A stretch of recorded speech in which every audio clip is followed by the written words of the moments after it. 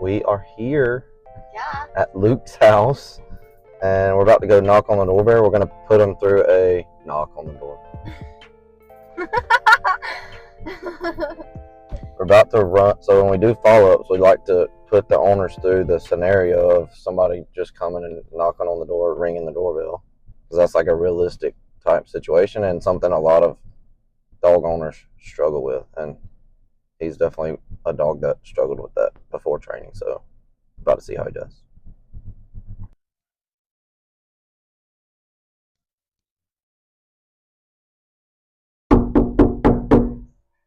There's the barking. He's coming. He broke it. He broke the place command. Let's see if Missy can get him back.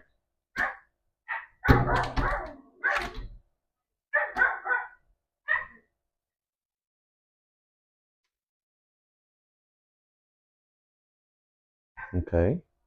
That was a failure. What we'll do now is give her things that she can do differently to make that situation be more successful. Good. I did that. Okay. Hi. Hi. I didn't tell you you could get up. Yeah, we'll do it again. Then he broke. So what'd you try to do when he broke? You just went and got him? I did. Yeah. I hit the stem when I told him no and to come back. Yeah. And then he went to the door anyway, so then I just Uh-huh. him back because the Yeah. only thing I felt I could do was, Yeah. like you said, show him what you want, Uh-huh. and brought him back. Yeah. But he wouldn't go back there. He was fighting me. Yeah. So we need a little more control with the leash. So let's get a leash on him when you can, and we'll try it again. he's got his little teeth. Yeah, that'll be fine. So what you'll do now, Misty, is This is the one that I'm using in the house with him all the time now. So okay, perfect. sorry. No, you're fine. So we'll go out. Once you get the leash on him, we'll go out, Yeah. and I'll send you a text when I'm going to come. Have your phone on you. I'm going to text you. We'll do the whole thing like it was natural, even though he's not as natural, right? It's still good practice. So you'll put him on here, and look, I'll show you. Once you get him, I'll show you what we'll do. Wait. Do you have trouble getting the leash on him? Like, is he going to try to avoid you a little bit? Yeah, there you go. So, yeah, so he's thinking. So here's what we'll do. And those, we tried to just only have them out certain points of the day, and the rest of the time, his toys are put up because I knew that he was resource guarding. For sure. Yeah, so now, so look. Look. That's what the UPS guy did. Yeah, pause for a second. Here's what we'll do. Stand up. Come and tell him place right here. Place. Nope. Tell him no. Place. Place.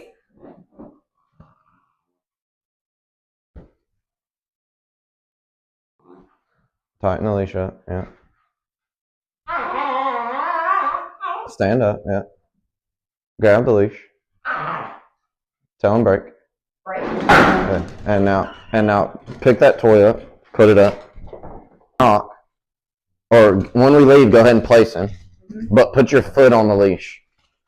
Okay. Okay? And then when he hears this knock and he breaks command, I want you to correct him, but your leash is also going to stop him from getting to the door. So do you want me to correct him with the stem? Yes. Yeah. But I also want your foot to just physically stop him. Gotcha. And then once he's settled, try to come and let me in again. That'll be a good routine to do. Yep. When people are coming over for a while. For sure. He needs to not, once he makes it to the door, he basically wins. You get what I'm saying? Yes. Yep. Okay. Let's try it again. We'll go out. I'll send you a text. We'll stay out there for a couple minutes. Okay? This is why you do follow-up lessons. Take 2. Let's see if it goes any better.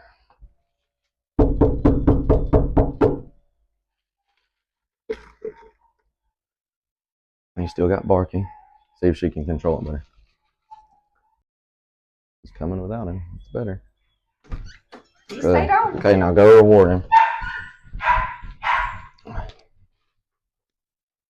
You have something you can reward him with? Much better. Much better. Boy, good job. Much better. Okay, now stand straight up. Now you can tell him break.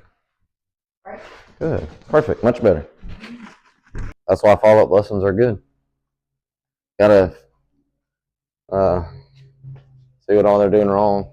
Like she said, he was good for like the first 2 or 3 weeks after the board and train, but then slowly it kind of starts.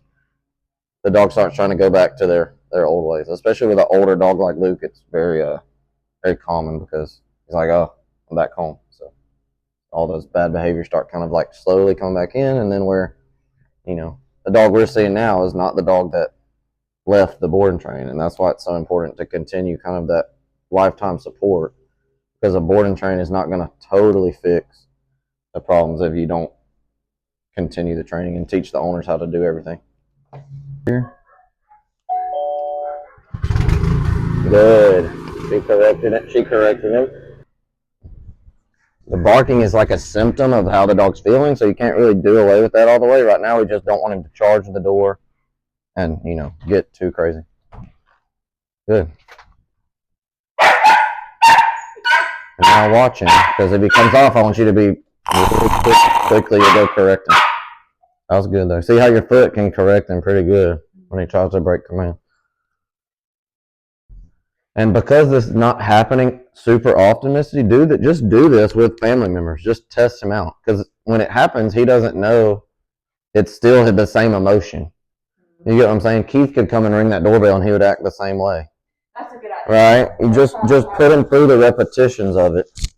Because you want his brain to start thinking doorbell knocking means place.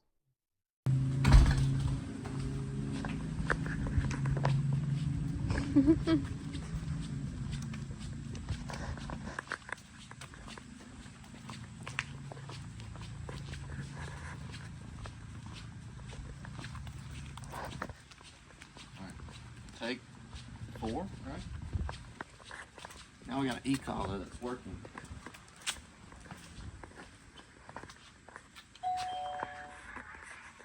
Oh yeah. Perfect.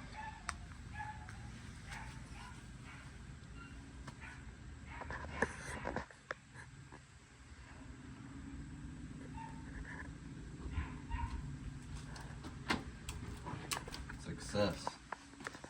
Perfect. See the difference, right? Mm-hmm. Perfect. So obviously our goal is where he doesn't need the correction at all, but first we gotta correct him right and consistently. That was much better. That was like 10 times better. Okay guys, finishing up at the follow-up with Luke, and kind of like a typical follow-up. He's been home for about a month or so now. And first thing she told us was the first 2 or so weeks after the board and train of him being home is you kind of see that he's still in training mode, and then kind of slowly as time goes on, the dog's behavior starts kind of reverting back to what it knows at that location, at his house with his owners. He already knows who these people are. So especially with an older dog that's been building those habits for a long time, that's what you're going to get. So it's going to take a lot of consistency and being consistent with reinforcement, negative and positive, to be able to fully start to turn his behavior around. And that's hard for people that are living life and having things to do, and that's why they send their dogs for training. But we made some progress. We gave her some certain things that she can start doing to make more progress, specifically around people ringing the doorbell and knocking on the door that he's kind of struggling with still. So we worked on that a lot, and at the beginning it was, definitely not what we want to see. And by the time we left, we had it back to where she could have him on the place bed while while the door is knocked on and she goes and lets her guest in. And that's really what we want. But yeah, we'll keep making progress with Luke.